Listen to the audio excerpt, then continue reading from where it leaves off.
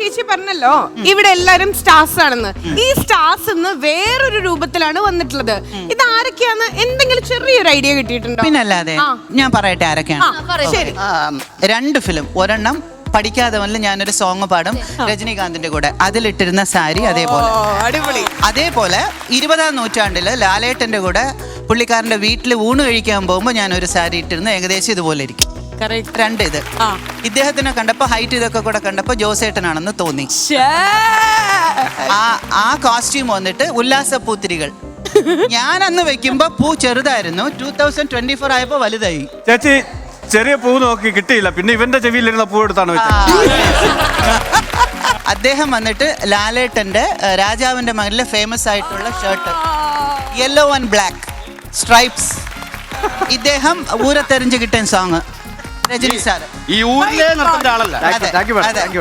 ഇത് വന്നിട്ട് happy new year.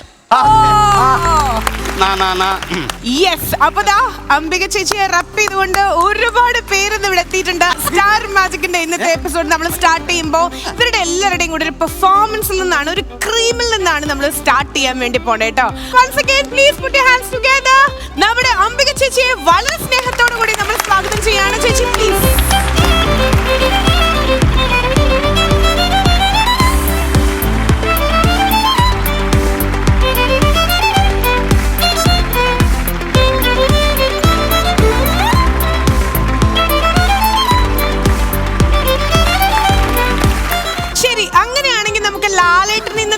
Start ചെയ്യാൻ പോവാ. പണ്ടത്തെ ഓർമ്മകളൊക്കെ ചേച്ചിക്ക് അവിടെ ഇരുന്ന് നമ്മുടെ ഹോട്ട് സീറ്റിലിരുന്ന് ഇവർക്ക് ഒരു അവസരം തരട്ടെ. എങ്ങനെയുണ്ടെന്നുള്ളത് മനസ്സിൽ നിന്ന് തന്നെ പറയണം കേട്ടോ. ആദ്യം ഈ ഫ്ലോറിൽ ഇതാ അംബിക ചേച്ചിയോടൊപ്പം ലാലേട്ടൻ.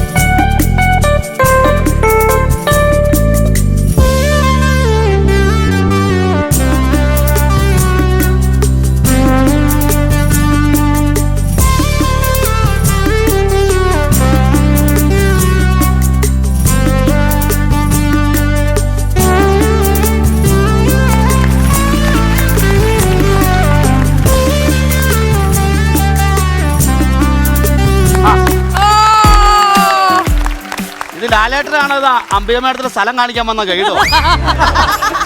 ഞാനിപ്പോ സോങ് കണ്ടപ്പോ ഞാൻ ആലോചിക്കായിരുന്നു, ആ സോങ്ങില് ഒരു സ്ഥലത്ത് പോലും വിൻസെന്റ് ഗോമസ് സാൻസിയെ തൊട്ടിട്ടില്ല. മനസ്സിലായോ? പക്ഷെ ഇവൻ അതല്ല ആള്.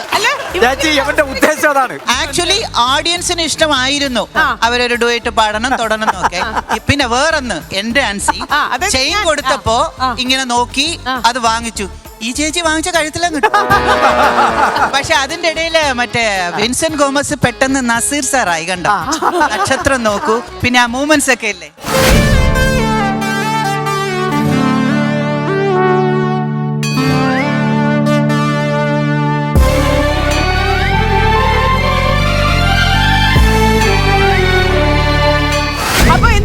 ജഡ്ജ് എന്ന് പറഞ്ഞ മായം കലർത്തുന്ന ജഡ്ജ് അല്ല, ഉള്ള കാര്യങ്ങൾ ഉള്ള പോലെ തന്നെ പറയും. ആക്ച്വലി മഞ്ഞ സാരി കണ്ടപ്പോ ഞാൻ വിചാരിച്ചത് പഴംപൊരിയാണെന്ന്. അല്ല ഒരു സീനുണ്ടല്ലോ, രാജുമോൻ എന്നോട് ചോദിച്ചു അങ്കിളിന്റെ അച്ഛൻ. ആ സീനിൽ ഞാൻ ഇട്ടിരുന്ന ഒരു യെല്ലോ സാരി ആയിരുന്നു. ആ സീൻ ചെയ്യാൻ പോവാണെന്നാണെന്ന് വിചാരിച്ചത്. അതുപോലെ തന്നെ ജിത്തു രാജാവിന്റെ മകൻ സമയത്ത് ലാലേട്ടനുണ്ടായിരുന്ന പോലെ ആ ഷേപ്പിലത്തൊക്കെ ഉണ്ട്. ആ കോസ്റ്റ്യൂമിന് നല്ലൊരു കയ്യടി കൊടുക്കണം. ജിത്തു എന്നാണ് പേര്.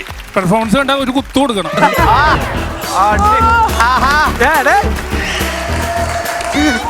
മരുന്ന് കയറി പിടിച്ചു തുടങ്ങി.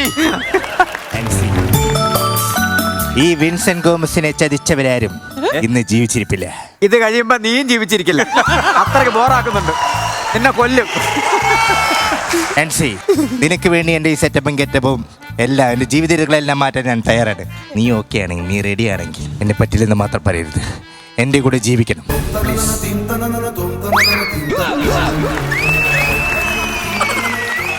ഇത് സിനിമ സീരിയൽ. അത് എന്റെ ഭർത്താവിന്റെ സ്ഥാനത്ത് എനിക്ക് വേറെ ആരെയും സങ്കല്പിക്കാൻ കഴിയില്ല.